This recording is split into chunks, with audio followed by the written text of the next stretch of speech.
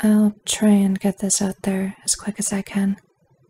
I don't know how much time I have left, and I need to warn people. My cousin's letting me use her account while a few of us are holed up in the woods, but I've been hearing some weird stuff at night, and we may have to move our camp. If you live anywhere around North Dakota, you're in danger, and pretty soon the rest of you will be too.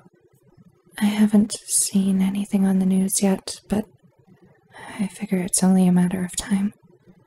I am leaving my real name out of this, but I've been going by Jack for the last little while, so you can call me that if you feel so inclined. For background, I was a cop for about a week before this happened. So much for job security. The guy who was assigned to be my partner, we'll call him Dave, was a lot older than I was, but he was the most patient guy I had ever met, and I'll always be thankful for that. Anyway, Dave and I were sent to check out a small town a couple hours away. For your safety, I'm leaving out the name, but we were apparently in regular contact with them. They were understaffed, so we lent a hand here and there until they went dark for over 2 days. No matter who you contacted in that town, the cops, the doctors, the local garage, you wouldn't get an answer. So we were obliged to find out why. We set off after handling half a shift of DUIs and domestic violence calls, and we're bound to get there by nightfall. All the way, Dave's got a look in his eyes like he'd rather be bowling again, winning that state championship or whatever he said he'd done. On Dave's request, we had picked up an embarrassing amount of fast food and stopped to stuff our mouths full of those mini burgers until the sickness set in. Road fuel, Dave called it. And by the time it was dark, we caught sight of a sign jutting out of a bush, welcoming us to the next beautiful town. 1 mile. So, I've known you, what, less than a week now? I asked, keeping my eyes on the road. Why don't you give me shit like everybody else? Dave sat in silence for a moment. 'Cause I remember, he said, tapping himself on the head. First time I showed up there, I was shaking in my boots, fresh out the academy just like you. I had no fucking clue what I was doing, but you learn on the job, and sooner or later you're good. Just smile more, brighten up a bit, even if it's just for show, and you'll be fine. Oh, and suck up a lot. He chuckled to himself, pausing for a moment before continuing. He may be an asshole, but the chief likes to think he sees something in people. Me? I personally think it's my charming good looks. How about you? I don't know, I said, fighting back a smile. Hey, you don't have to answer this, but why are you always so quiet? What do you mean? I asked. I mean, you look like somebody shot your dog or something. Like, if it's just the way you are, then that's cool, but if it's something else... It's nothing, I said, hesitating. I figured he'd find out eventually, one way or another. Just had an accident a while back. I had a sister. I was walking her home after her dance classes, and we got mugged. When he found out we had no money, this guy stabbed her with a switch and ran off. She died in the ambulance. I keep telling myself there's nothing I could have done, but I know there was. I could have stopped it. I think there's a saying that covers this, said Dave. Discretion is the better part of valor, right? Maybe you could have tried, maybe you might have even succeeded, but you also could have taken a knife to the gut. It'd be honorable, sure, but you'd also be dead. And how do you think your sister would feel about that? I'm sure you did the best you could. Bravery ain't all it's cracked up to be. I thought to myself, watching the shadowy forest speed by on either side of us. But in any case, I'm sorry it happened. Nobody deserves to go through that. I sped up, eager to get it over with. Dave nudged me with his elbow and pointed at the road ahead. Slowing down, I saw a crack in the asphalt lit by the headlights, splitting into a deep fissure that trailed off into the darkness. I heard Dave swear under his breath, and I followed his gaze to a path of trees knocked flat against the ground, splitting through the thick forest at our side. Looking down the broken trail, the lights of the town radiated faintly in the distance. "The hell happened there?" I asked. "Looks like a bomb went off." I killed the engine and stepped out of the car, Dave following close behind. "Might have been clearing it for something," he said. I could see the doubt on his face. "Small towns gotta expand." The night was still and silent, pitch black beyond the steady glow of the moonlight that cast itself upon the splinters. Dave walked ahead to get a better look at the damage. "Looks like we're going on foot," he said. "Car can't go any further. Road's too beat up." Stepping forward, my eyes traced across the bed of splinters that cracked beneath our boots. Those trees were never knocked down, or even cut. There was too much debris. It was almost like they exploded. There was a kind of electricity in the air that needled at my skin and set my nerves on edge the closer we got to the town, like I was sucking on a live battery. Every time I looked ahead of us, there was always this feeling I got that I knew something was wrong. Not just your run-of-the-mill, I know something bad's about to happen kind of thing, like you're anticipating something. I mean that feeling you get when you know something's wrong. You feel an aversion that you can't quite explain, a sickness, because you know this thing shouldn't be happening, but it is. Reaching the first street, we stopped, scanning the buildings, shops, and houses, all with their doors wide open in the night, with not a soul to be seen for miles. There was an eerie silence that lingered in the air, breaking only for the tap of our boots against the concrete. Even the wind had left that place. Looking back at my partner, I could see that same sense of unease creep across his expression. We didn't say a word, because nobody had to. I felt my hand drawing closer to my holster the further we went, my heartbeat thumping in the oppressive silence as the shadows started to play tricks on my eyes. We figured we'd try and find the local station, but in truth, I wasn't counting on much. The streets were dark and unwelcoming at every turn, still barren and devoid of even a rat or an insect scurrying behind an alleyway dumpster. No birds, no crickets, nothing. Doors hung open on homes and stores long since abandoned, but nothing had been cleared out, like every soul in town just got up and left as quick as they could. Everybody just split, but for the life of me, I couldn't understand why. A town like that, it'd be a nice place to live under normal circumstances. Real small, everybody knows everybody. Real hometown atmosphere. Turning another empty corner, the station came into view. A small, concrete two-story. The lights shone dimly from inside, bleached dry by the hungering darkness that surrounded us. Walking up the steps, Dave's hand crept toward his holster. The door creaked open at the slightest push, revealing an empty lobby. "Hello?" I called, my voice echoing throughout the room. Only silence responded. Dave moved ahead and slowly pushed open an office door to my right, breathing heavy. Peering inside, he jumped back, swearing at the air. The door creaked open to reveal a man slumped over in his chair, a bloody hole in the back of his head, and a revolver on the ground beneath him, skull fragments and bits of brain matter still sticking to the wall. It felt like my heart had seized in my chest. I had seen dead bodies in the morgue, but never anything like that.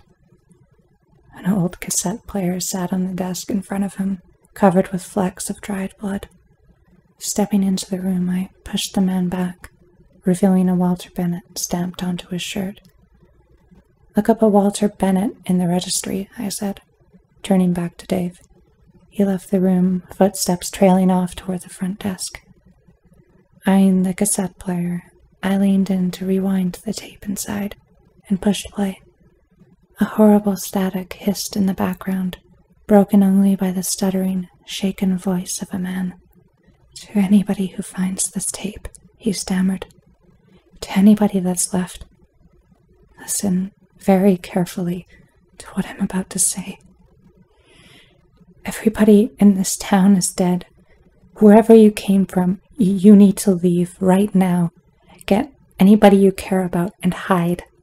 Pack as much food and water as you can and stay out of the cities.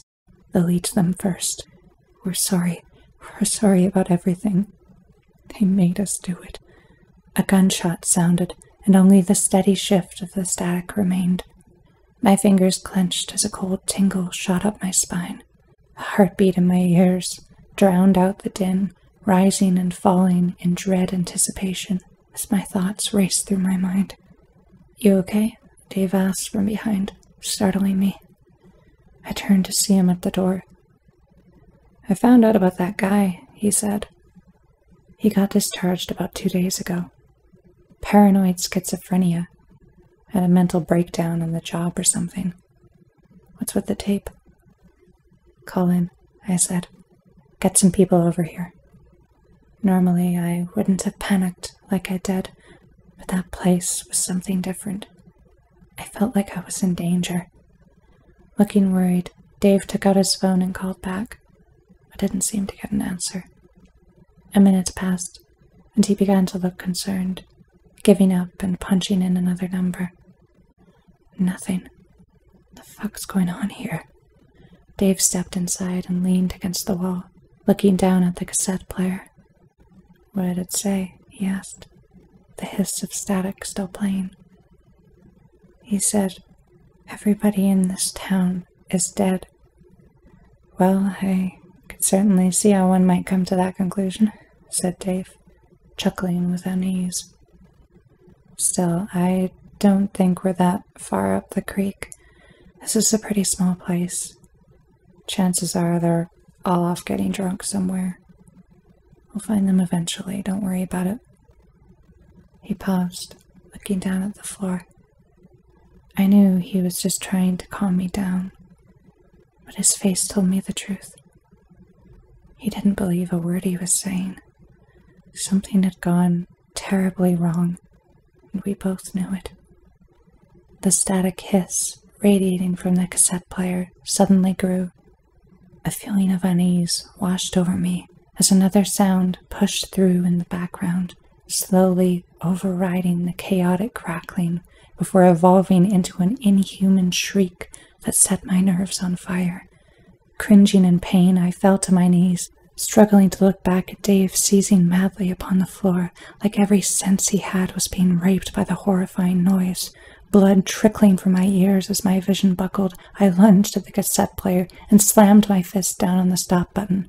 The world swam around me as I collapsed, a steady ringing piercing through my ears as the taste of blood filled my mouth. The lights overhead flickered and dimmed, and the world drifted into darkness. I remember having a dream then, or more a nightmare that I still can't shake from my mind.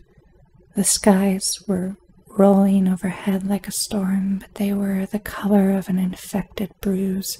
The air choked with the stench of fuel as 3 crimson suns burned through the toxic miasma. I sat up, but the only thing I saw was an endless field of bleeding meat. Trees of mutilated people fused together into the shape of writhing branches as they moaned in constant agony. Then there was nothing. I woke up on my back, staring absent-mindedly at the ceiling as a splitting headache thrummed in my skull. Rolling onto my side, I saw a smear of blood trailing out into the lobby. Dave was gone, replaced by an impenetrable silence that permeated every inch of the room. Struggling to regain my strength, I crawled to my feet and stumbled into the lobby, a blurry after-image trailing behind my vision as something crunched beneath my boots. I looked down. It was human teeth, scattered and soaking in the blood. The trail led across the lobby before turning out of sight down a dark corridor, the failing lights flickering overhead.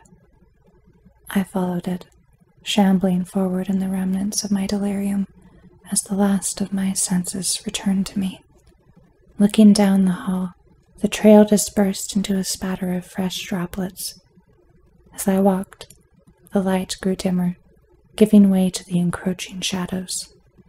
I removed the flashlight from my belt and held it out, keeping my free hand on my holster. As the darkness swallowed me, I drew the column of light across the decaying walls of the building. Peering down the shrouded corridor, the beam of the flashlight was devoured by the shadow, as though the hall went on forever. A feeling of unease prickled at my skin as my mind struggled to grasp what it was looking at. That hall shouldn't have been there. The building was isolated, small, but there's no way it could hold it.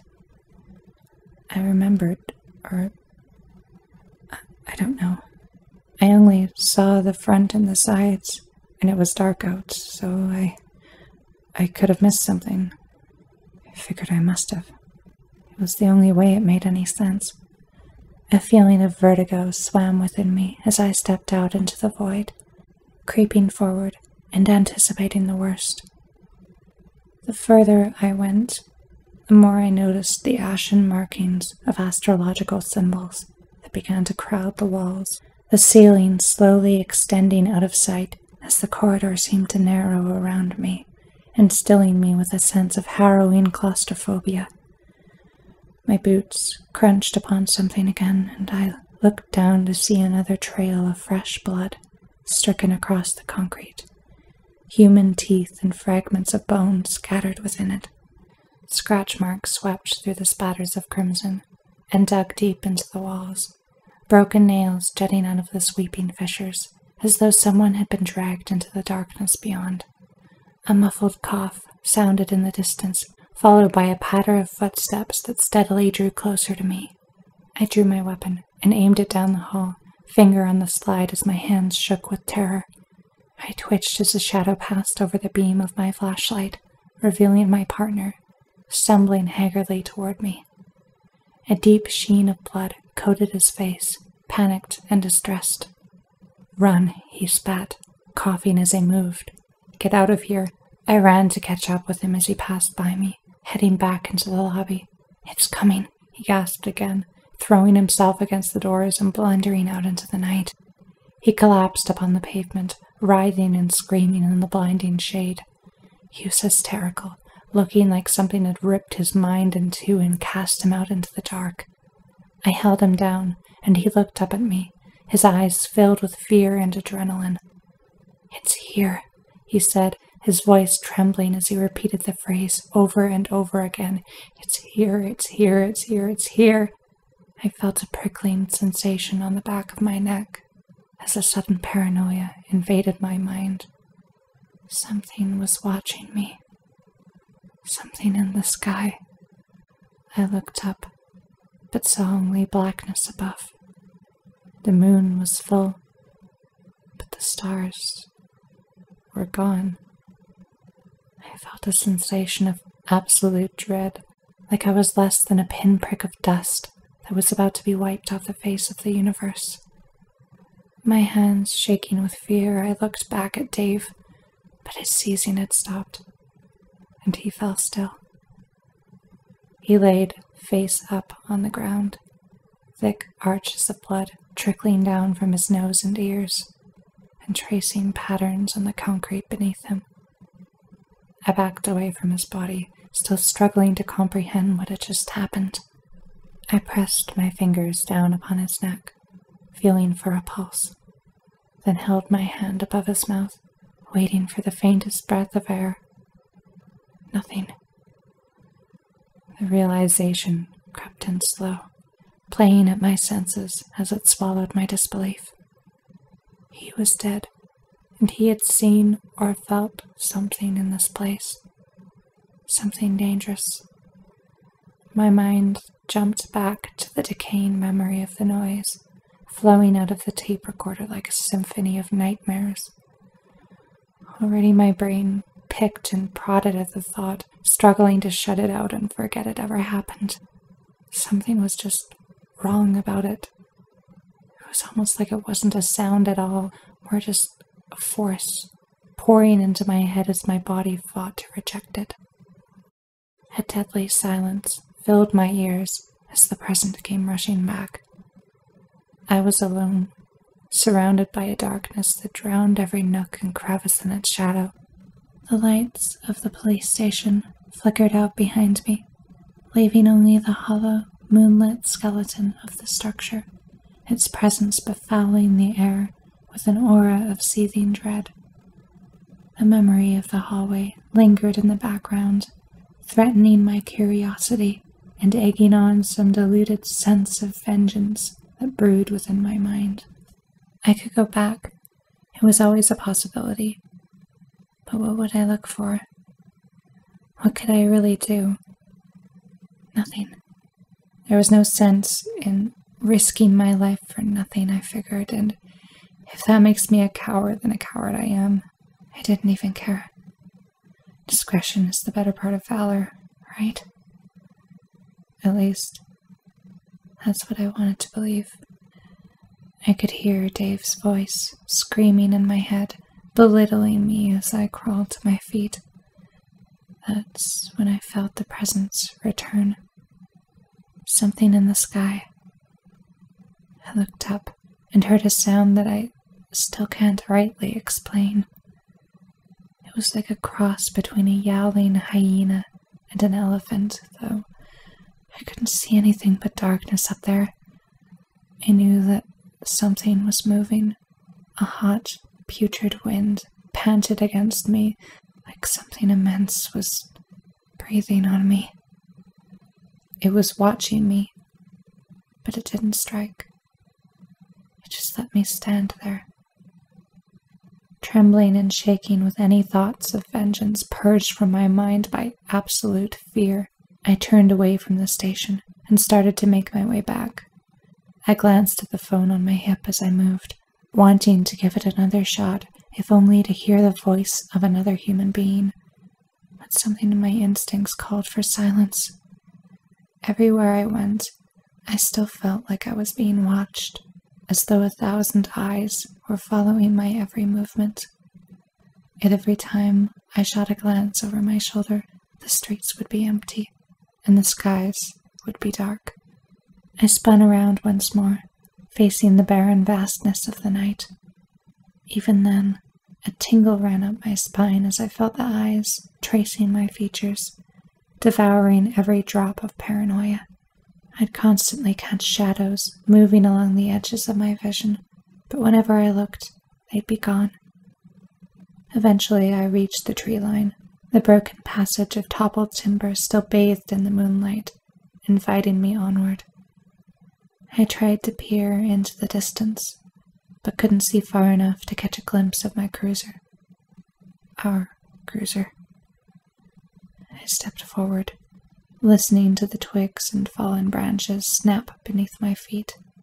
A feeling of uneasiness came over me as I glanced to my side and stared into the unfilled depths of the forest. I stood still, eyes unblinking in the impenetrable darkness that shrouded my sight.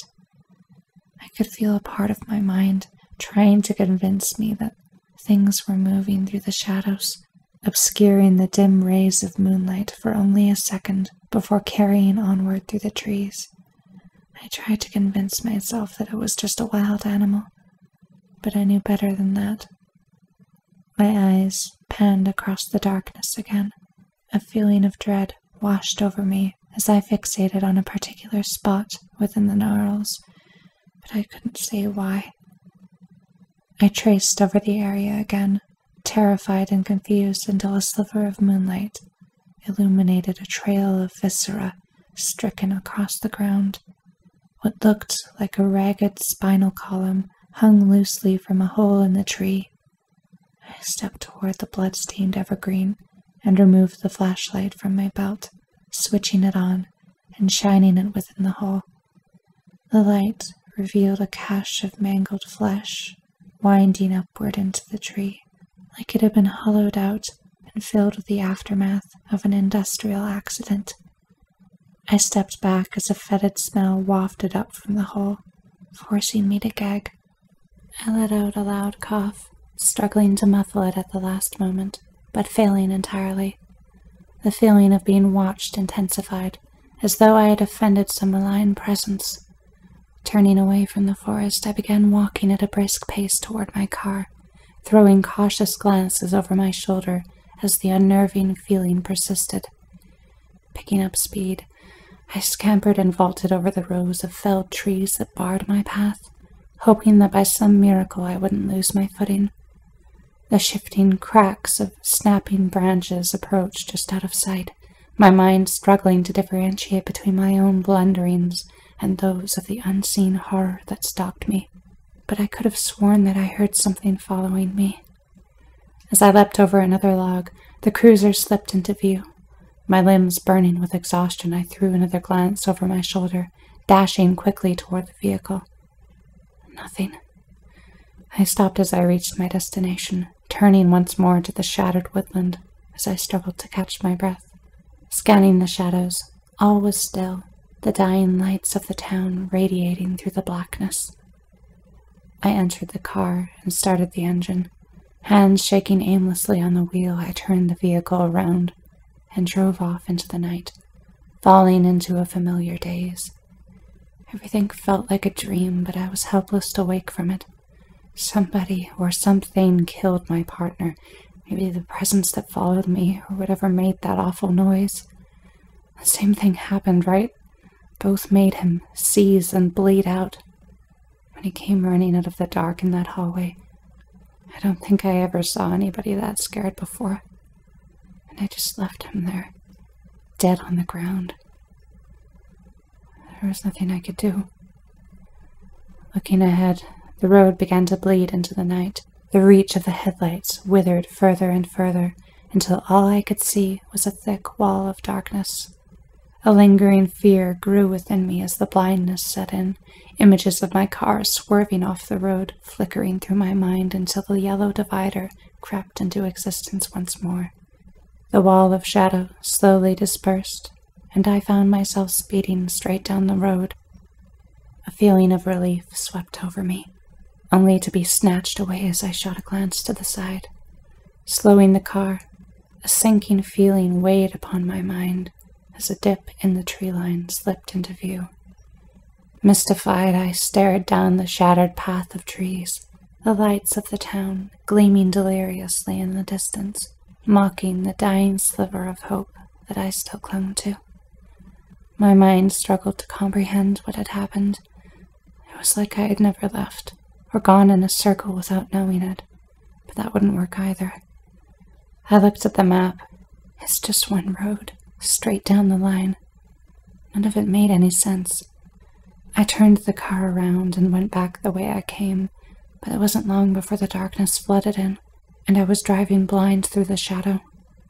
The divider materialized in the void, and the moonlight split through the blackness, revealing the forest at my side once more. The path to the town ripped asunder. Defeated, I cut the engine and opened the car door, a cool gust of wind chilling my skin as I stepped out into the night. Fighting back the creeping malaise, I shut the door and turned to face the fading lights. As I walked, the lonely ambience that had struck me before had all but faded to an aura of crippling malevolence, a wrongness to the air and everything it touched. I knew that I wasn't alone. The streets were as dark and barren as ever. Not even the howl of the wind dared to infringe upon the black radiance of the town. A part of me hoped for some sort of confrontation, some winding horror that would pull itself free from the alleyways to swallow me whole. But nothing came. All that faced me was the sound of my own footsteps, until a sense of unerring dissonance flooded over me.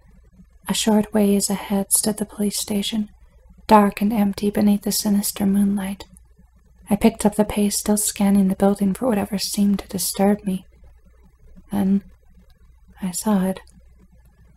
My eyes traced the concrete, discovering a thick streak of blood that snaked down into an open manhole.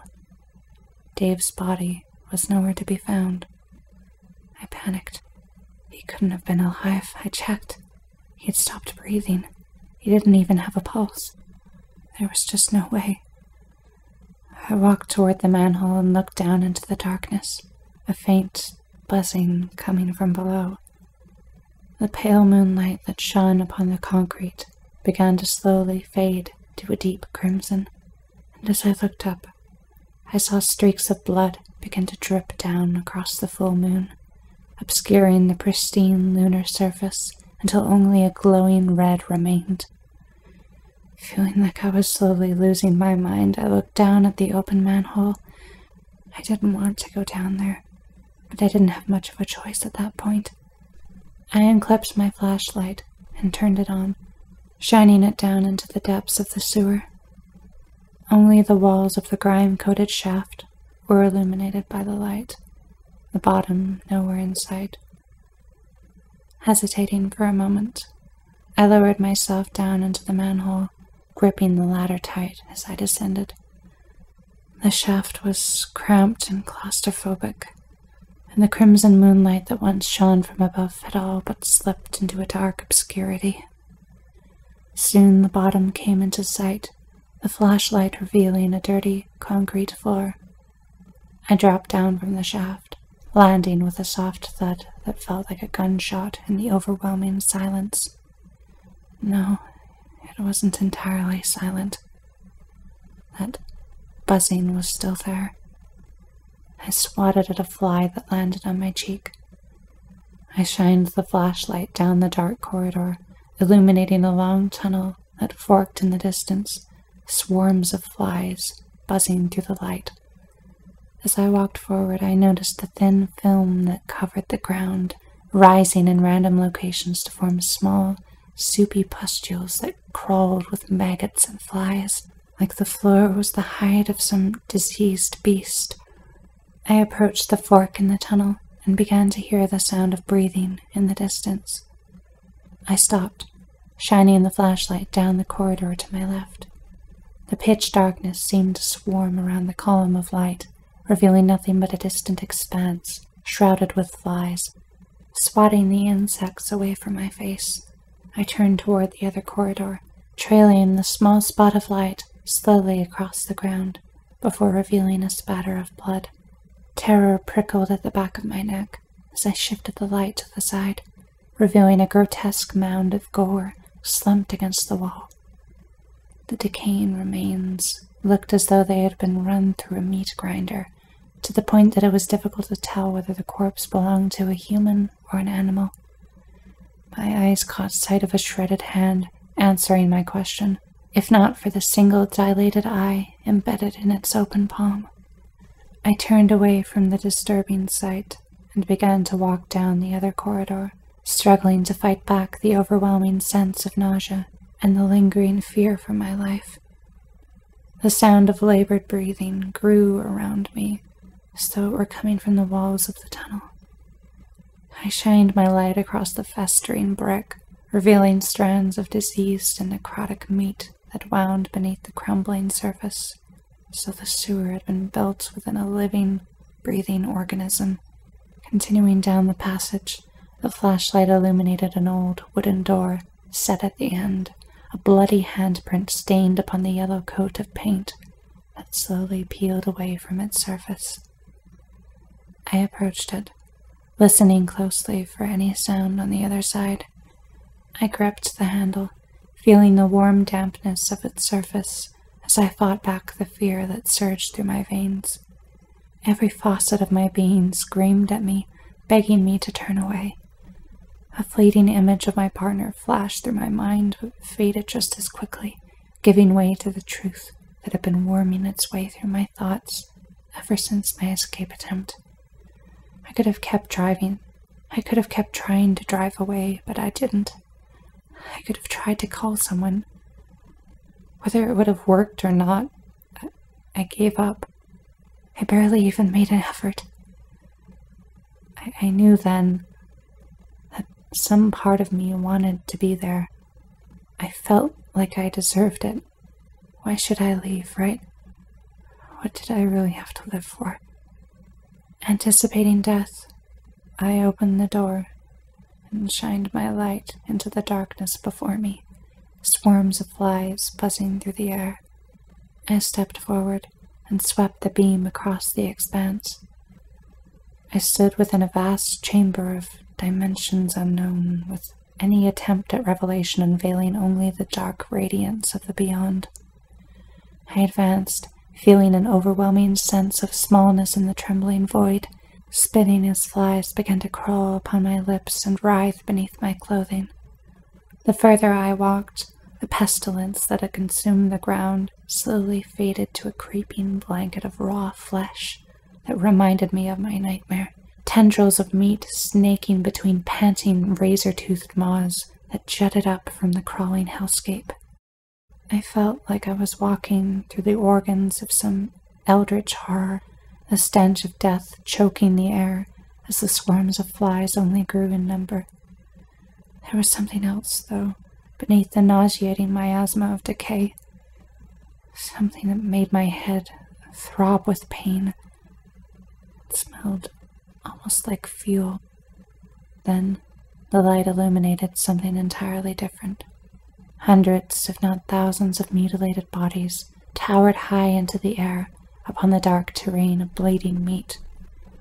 Wired together by knotted entrails and bizarre fusions of flesh, they were arranged in a colossal, looming ring that encircled a vertical ocean of blood.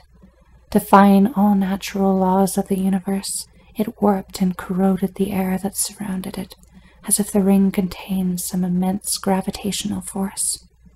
Ignoring all reason, I crept toward the towering void, climbing over the sea of bodies until I could see the churning of the liquid.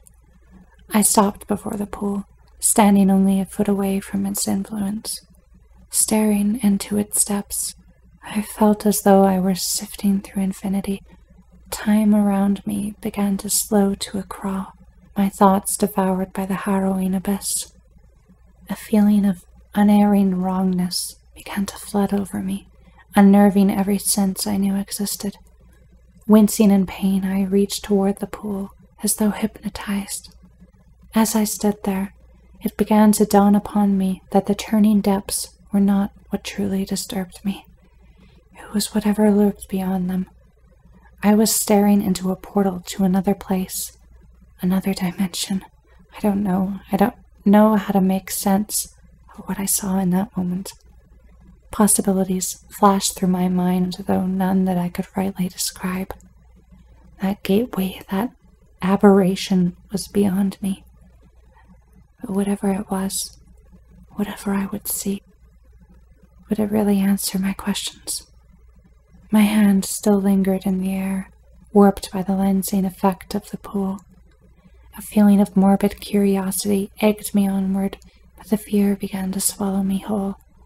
I withdrew my hand, unwilling to continue. Utterly numb to my surroundings, I climbed down from the hill of mangled bodies and fell to the ground, overwhelmed and defeated by my own insignificance. I didn't understand what had happened to the town, and least of all what was happening to me. Grasping at straws, I studied every possibility but drew only blanks. I couldn't do it. A distant rumbling sounded from within the ring, setting me on edge. The flesh beneath me hummed and vibrated as though it were liquid, threatening to pull me in. I crawled to my feet and backed away from the portal, confused and terrified by the low thrum of power that now radiated from within, infecting the air with an aura of raw depravity. Something was coming. Panic overtaking me, I sprinted blindly into the darkness. But no matter how far I ran, I couldn't find the door that I had entered from. It was like the chamber went on forever, the festering meat sinking beneath my boots as the flies crawled and coalesced upon my skin. The sound from the gate, now far out of sight, rose like an oncoming train, splitting my eardrums with its deafening vibrancy. I collapsed to my knees, shaking in terror and cupping my hands over my ears, but it didn't help in the slightest.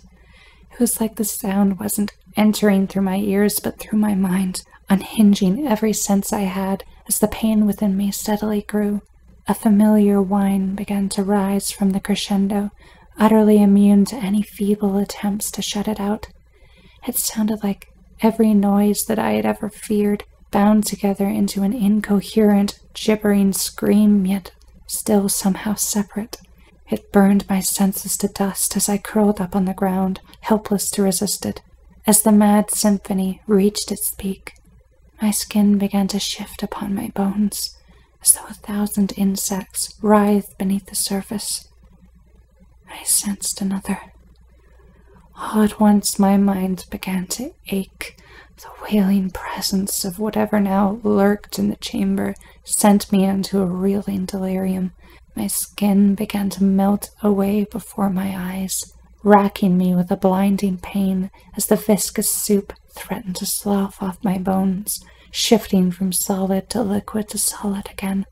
My bones began to snap and realign themselves, pushing me over the edge as I screamed helplessly in the darkness.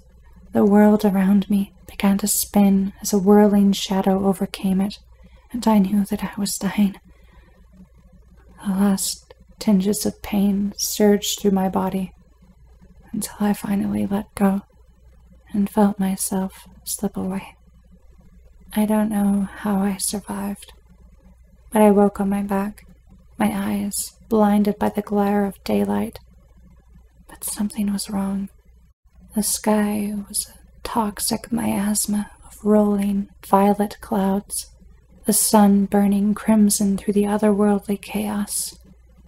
An immense pain began to surge through my body, and I screamed in agony, violently writhing upon the concrete beneath me. Gritting my teeth, I calmed myself for a moment to look at my surroundings. I was in the middle of an empty street, still in the town. I could see the break in the tree line that led out onto the highway. Looking down at my body, I winced in disgust, assaulted by a chaotic flurry of fear, nausea, and depression. My skin had been repeatedly liquefied and reconstituted, scarred and malformed as it barely adhered to my body. My bones felt rigid and splintered with pain, like half of my joints had been fused together. Struggling to crawl to my feet, I looked down at my hands. The remnants of my fingers, gnarled and elongated, if not missing entirely. The red sun beat down on me from above as I worked to support myself, trying not to scream as I slowly made my way down the splintered path and toward the highway, my vision blackening as the delirium slowly returned. The smell of fuel lingered in the air, the toxic skies rolling above me. Whatever happened in that town, it was spreading. I remember reaching my car, but it was a blur after that. I apparently managed to drive a good distance away before crashing, and somebody wound up finding me. I woke up in a hospital, patched up as much as I could be, but the surgeons couldn't do much. There was no rational explanation for what had happened to me, but I remembered it, clear as day. I ran away as soon as folks from the government started showing up, and joined with some others since then. The skies are normal out here, but I think it's only a matter of time before it spreads. Something was released into the world, something awful that nobody can explain. The others have been telling me stories of small towns covered in meat and bone, like something unnatural was assimilating the earth. They ought to be dropping bombs on the whole area, but I don't know if even that'd do the trick. In any case, don't rely on the news. The government's probably keeping the story under wraps so nobody panics. I'm sure it'll come up eventually, but by then, it may be too late. The sounds are getting louder again, and the stars have started to disappear. The others are packing up. I don't know if you'll hear from me again, but I hope to God this all works out. Stay safe out there.